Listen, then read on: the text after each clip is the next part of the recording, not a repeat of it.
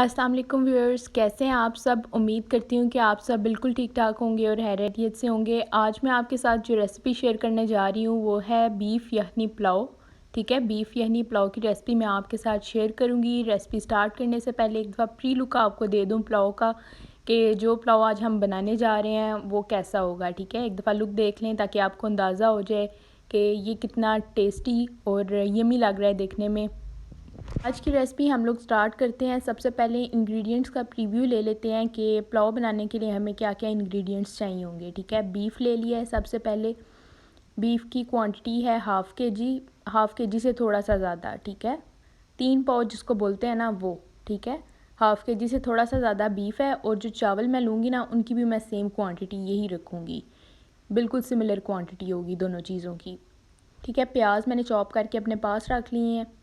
तकरीबन 3 से 4 दरमियाने साइज़ के प्याज हैं। सौंफ ले ली है, ये यखनी के लिए इंग्रेडिएंट्स बता रही हूँ। ज़ीरा ले लिया है, काली मिर्च है मेरे पास, दालचीनी है, इसके अलावा लौंग है मेरे पास। ठीक है, और धनिया है। साबुत धनिया जो होता है ना उसको थोड़ा सा मैंने पीस के अपने पास रख लिया है। ये क्वांटिटी मैंने सब चीज़ों की ना 1 टेबल स्पून ली है। इन सब इंग्रेडिएंट्स को मैं यखनी में यूज़ करूँगी। प्याज मैंने साबुत रख लिए हैं, दरमियाने साइज़ के 2 प्याज। कड़ी पत्ता मैंने अपने पास रख लिया और अदरक लहसुन मैंने लहसुन ना मैंने पील ऑफ करके सेपरेटली अपने पास रख लिया। ये इंग्रेडिएंट्स हमें चाहिए होंगे। सबसे पहले हम स्टार्ट करते हैं यखनी। ठीक है, एक कुकर ले लें आप, प्रेशर कुकर। उसके अंदर आप जो बीफ है वो आप ऐड करें और पानी हस्बे ज़रूरत आप ऐड कर लें, इतना कि यखनी बन के हमारे पास पानी की मिकदार ठीक आए। सबसे पहले मैंने लहसुन इसमें ऐड कर दिया जो आपको दिखाया था। 2 दरमियाने साइज़ के प्याज ऐड किए हैं, कड़ी पत्ता ऐड कर रही हूँ। इसके अलावा जो मसाला जात मैंने आपको बताए थे अभी, वो मेरी रेसिपी है यखनी की। ठीक है, इसके बाद वो जो सब मसाले मैंने आपको बताए थे, क्वांटिटी भी आपको क्लैरिफाई कर दी थी, वो मैं 1 बाय 1 ऐड करूँगी। ठीक है, साबुत धनिया मैंने ऐड किया है, इसके अलावा मैंने सौंफ ऐड की है। इंग्रेडिएंट्स मैं आपको ऑलरेडी बता चुकी हूँ, इनकी क्वांटिटी भी बता चुकी हूँ। अब मैं डायरेक्टली इसमें ऐड कर दूँगी। ठीक है, इसके अलावा ये जो काली मिर्चें थी, लौंग था, दालचीनी थी, ये सब चीज़ें 1 बाय 1 ऐड की हैं। ज़ीरा ऐड कर रही हूँ। इसको अच्छे तरीके से ना मिक्स कर लेंगे सब चीज़ें ऐड करके, और फिर यखनी बनाने के लिए रख देंगे।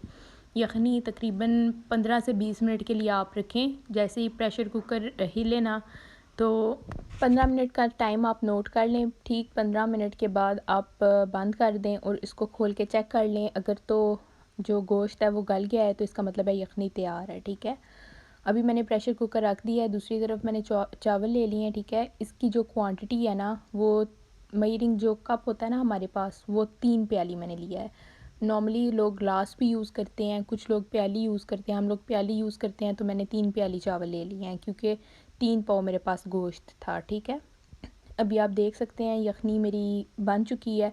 मैंने इसको चेक किया है तो जो गोश्त था वो भी गल चुका है और यखनी बिल्कुल तैयार है। मैंने 15 मिनट के लिए रखा था तो ये बिल्कुल गल गई थी।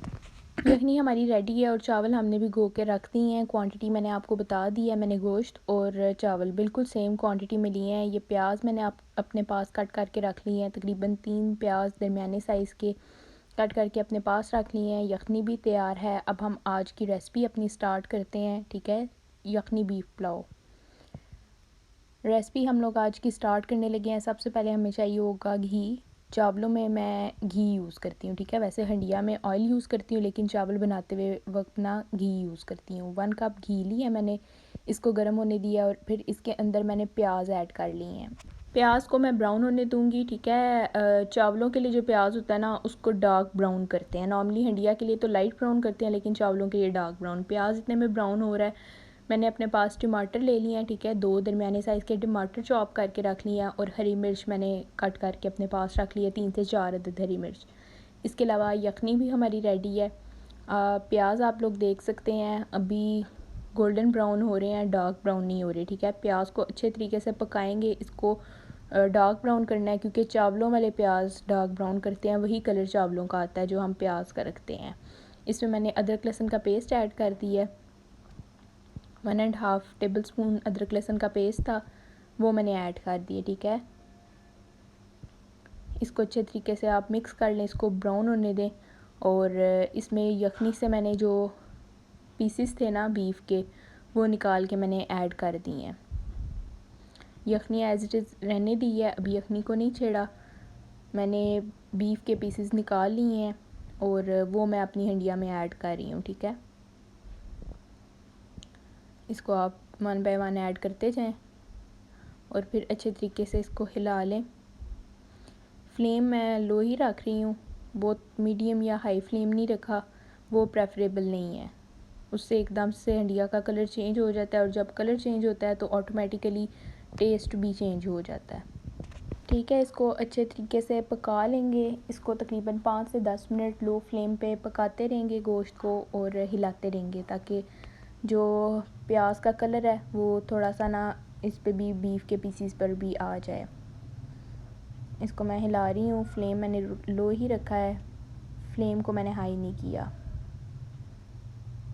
इसको अच्छे तरीके से आप मिक्स कर लें। प्याज और टमाटर और हरी मिर्च मैंने कट करके अपने पास रख ली थी। अब जो इसमें मसाले ऐड होने हैं वो मैं आपको बता देती हूँ। 1 टीस्पून नमक है, 1 टीस्पून हल्दी है और 2 टीस्पून कुटी हुई पिसी लाल मिर्च है। अभी आप देख सकते हैं ये अच्छे तरीके से पक गया है। इसमें आप जो टमाटर थे वो मैंने ऐड कर दिए हैं और इसके अलावा जो हरी मिर्च थी गोल काट के रखी हुई थी मैंने अपने पास, वो इसमें ऐड कर दी। और जो मसाले अभी मैंने आपको बताए हैं वो वन बाय वन आप ऐड कर दें या बिल्कुल इकट्ठे ऐड कर दें, क्योंकि क्वांटिटी मैं आपको ऑलरेडी बता चुकी हूँ, ठीक है। वो सब आप इकट्ठे ऐड करके अच्छे तरीके से इसको मिक्स करें और फिर इसको पकने के लिए रख दें। तकरीबन 4 से 5 मिनट के लिए हम इसको मज़ीद और पकाएंगे, ताकि जो मसाले भी ऐड किए हैं ये इसमें अच्छे तरीके से मिक्स हो जाएं और इसमें मैरिनेट हो जाएं, ठीक है। इसको आप अच्छे तरीके से मिक्स करें। मैं इसको अच्छे तरीके से मिक्स कर रही हूँ। फिर इसके बाद मैं इसको लो फ्लेम पे ही ढक्कन दे के पकने के लिए रख दूँगी, ताकि जो टमाटर इसमें मैंने ऐड किए हैं ये भी गल जाएँ और जो मसाले ऐड किए थे वो भी पक जाएं। अभी आप देख रहे हैं मेरी हंडिया पक रही है, लो फ्लेम पर ही है लेकिन अच्छे तरीके से पक रही है हंडिया। मसाले ऐड करने के बाद तकरीबन 4 से 5 मिनट के लिए मैं इसको ढक्कन दे के अच्छे तरीके से पकाऊंगी। अभी आप देख सकते हैं ये पक चुकी है। अब जो यखनी इसमें थी वो मैंने ऐड कर दी है, क्योंकि बीफ के पीसेस पहले ही ऐड कर दिए थे, यखनी बच गई थी और यखनी के अंदर जो साबुत मसाले थे वो भी एज़ इट इज़ मैंने ऐड कर दिए। आप चाहें तो पोटली बना के भी यखनी की रख सकते हैं, ताकि आप मसाले ऐड, वो जो साबुत मसाले हैं वो ऐड नहीं करना चाहते तो ना करें, लेकिन टेस्ट के लिए, फ्लेवर के लिए अच्छे होते हैं तो मैंने डायरेक्टली उनको भी ऐड कर दिया है। अब मैं यखनी डाल के इसको फिर ढक्कन दे के रख दूँगी पकने के लिए तकरीबन 5 से 7 मिनट तक इसको पकने दूँगी, जब तक इसमें उबाला नहीं आ जाता। जब इसमें उबाल आ जाए तो इसका मतलब है ये अब पक चुकी है। अब इसके अंदर हमने नेक्स्ट चावल ऐड करने हैं, ठीक है। चावल जो आपने भिगो के रखे हुए थे, क्वांटिटी उसकी मैं ऑलरेडी आपको बता चुकी हूँ। मैं इसको पकने के लिए रख दिया था। अब मैं इसके अंदर चावल ऐड कर रही हूँ, ठीक है। चावल ऐड करके थोड़ा सा फ्लेम हाई करेंगे, हम मीडियम फ्लेम कर लेंगे। अभी मैंने चावल ऐड किए हैं, अब मैं इसको अच्छे तरीके से मिक्स करूँगी। चावल सारे के सारे आप ऐड कर लें, पानी नहीं उसमें डालना, पानी ऑलरेडी यखनी वाला जो था वही बहुत है, ठीक है। इसके अलावा आपने पानी इसमें नहीं डालना। अभी आप देख सकते हैं मैंने इसमें चावल डाले हैं और पानी यखनी वाला ही था, एक्स्ट्रा पानी ऐड नहीं किया। अब इसको अच्छे तरीके से आप मिक्स कर लें, इसको बिल्कुल यकजा कर लें कि चावल और जो बीफ है वो अच्छे तरीके से मिक्स हो जाए और मसाले भी सारे अच्छे तरीके से मिक्स हो जाएं। जब आप ऐसा कर लें, मिक्स कर लें, तो इसको पकने के लिए 5 से 10 मिनट रख दें, ताकि ये जब पक जाएगा तो इसमें उबाल आने लग जाएगा। फिर आप इसका फ्लेम लो भी कर सकते हैं, ठीक है। जब ये पक जाए तो पानी खुश्क होने के लिए दम पे आप इसको रख दें। अभी आप देख सकते हैं पानी थोड़ा सा कम हुआ है, लेकिन अभी इसमें उबाल नहीं आ रहा। अभी मैं इसको दोबारा मिक्स करके रख दिया है, पकने के लिए रख दिया है। फ्लेम को मैंने मीडियम कर दिया, मैं ढक्कन दे कर रख दूँगी।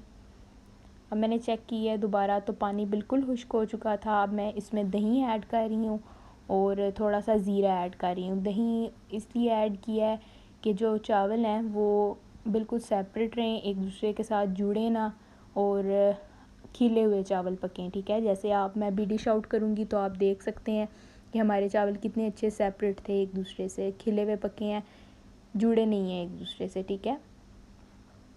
दही डाल के मिक्स करके अब आप दम के लिए रख दें। दम के लिए हमेशा प्रेफरेबल होगा कि आप लो फ्लेम रखें। 8 से 10 मिनट के लिए आप बिल्कुल लो फ्लेम पे दम पे रखें। और उसके बाद मैं प्रेजेंट कर रही हूँ इसको। आप देख सकते हैं मैंने ऊपर धनिया और हरी मिर्च कट करके इससे गार्निश किया है। ये थी आज की रेसिपी, आज का यखनी पुलाव। ये है मेरी प्रेजेंटेशन, मैंने इसको ऐसे प्रेजेंट किया है। साथ मैंने सैलड रेडी कर ली थी, जितनी देर दम के लिए रखा है इतने में मैंने सैलड रेडी कर ली है। और चावलों के साथ रायता अच्छा लगता है, तो रायता भी मैंने इतने में रेडी कर लिया था, ठीक है। इसके साथ हैं थोड़े से मैंगो जो गर्मियों में बहुत ज़्यादा पसंद की जाने वाली चीज़ है।